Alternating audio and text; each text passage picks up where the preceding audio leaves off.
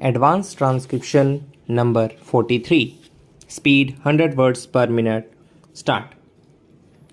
First of all, I would like to thank the Honorable President for addressing the joint session of both the Houses of Parliament for the first time.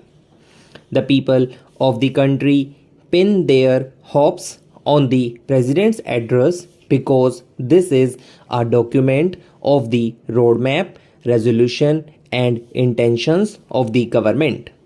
In the fiscal year 2012-13, the agricultural growth has not exceeded 1.8%, whereas the production of food grains is registering constant increase. The farmers do not get remunerative prices. If you want to make India a rich country, we must resolve to make it the agricultural capital of the world.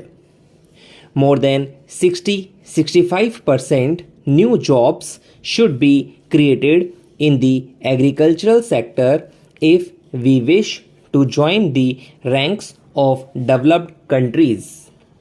A special session of Parliament should be summoned in this connection and an integrated action plan should be prepared. In the President's address, there is a mention about introducing and passing the Food Security Bill.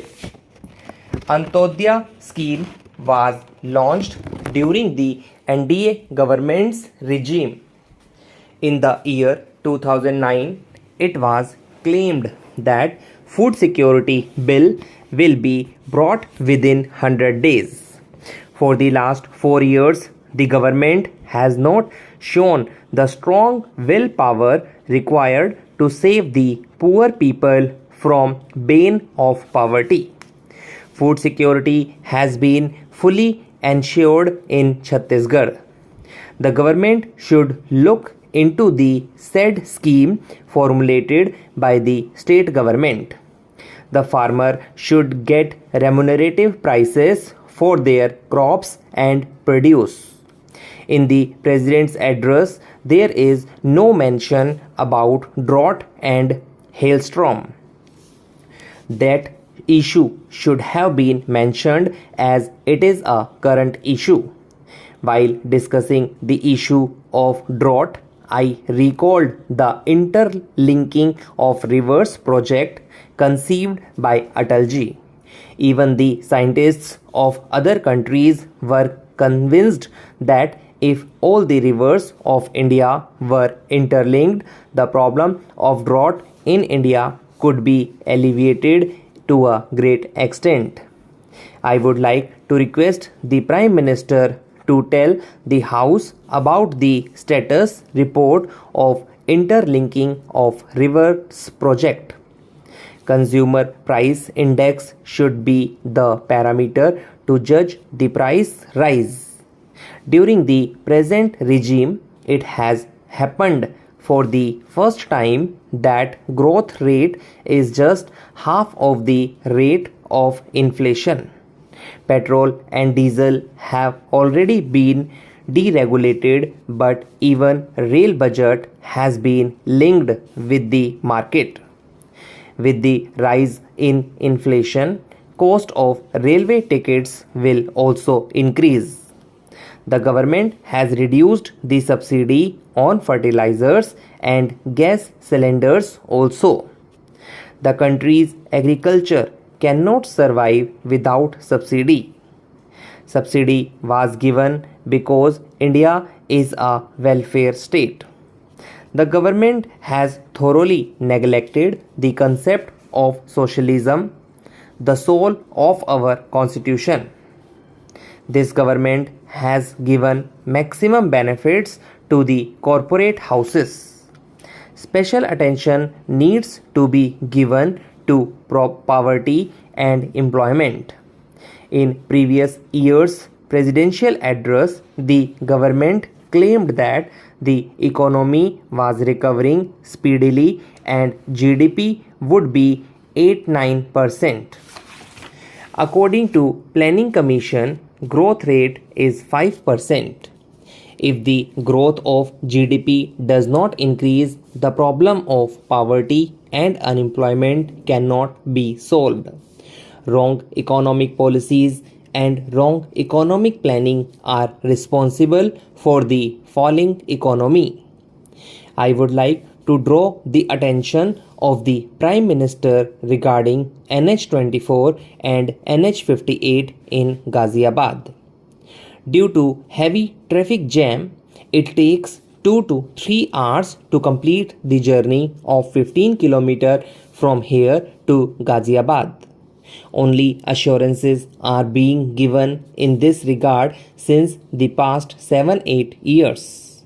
I request the Prime Minister to pay special attention in this regard. In the previous year's presidential address, it was mentioned that manufacturing would contribute 25% of the GDP. Today, its share is 11-12%. Conditions in all sectors have worsened.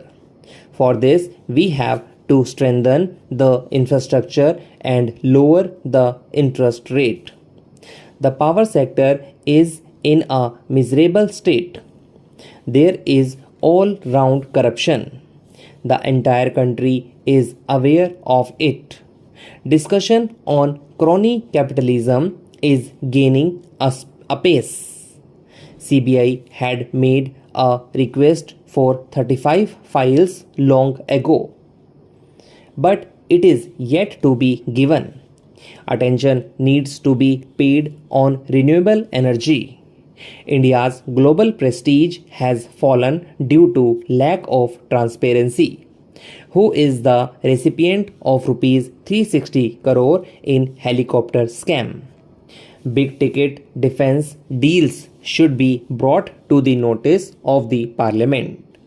The CBI should inquire into the waiver of rupees 70,000 crore loans to the farmers. The total amount involved in scams could exceed the total budget of all the underdeveloped countries. About rupees 25 lakh crore of our country's black money is deposited in other countries. I will not say that Hindi is not important or the regional languages.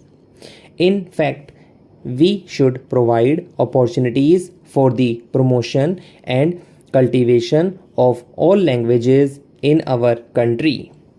In this connection, I would say that while there should be a common language, it will take a long time before Hindi becomes a language of use in many parts of India.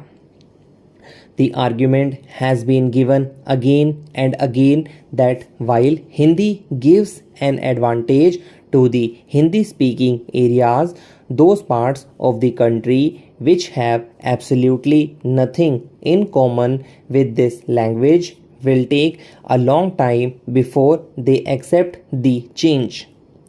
That point is very vital to the translations, to the imposition of these books of Hindi on non-Hindi speaking people.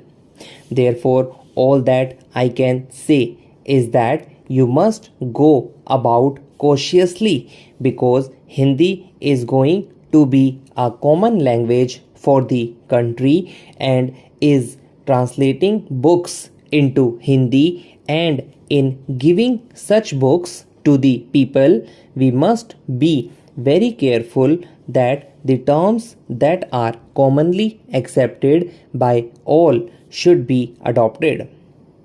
In this connection, I would request that while this work is going on, we should not try to translate literally commonly accepted terms from one language to another. Whether they have come from the English language or from Sanskrit should be checked. Commonly accepted terms that have come into the use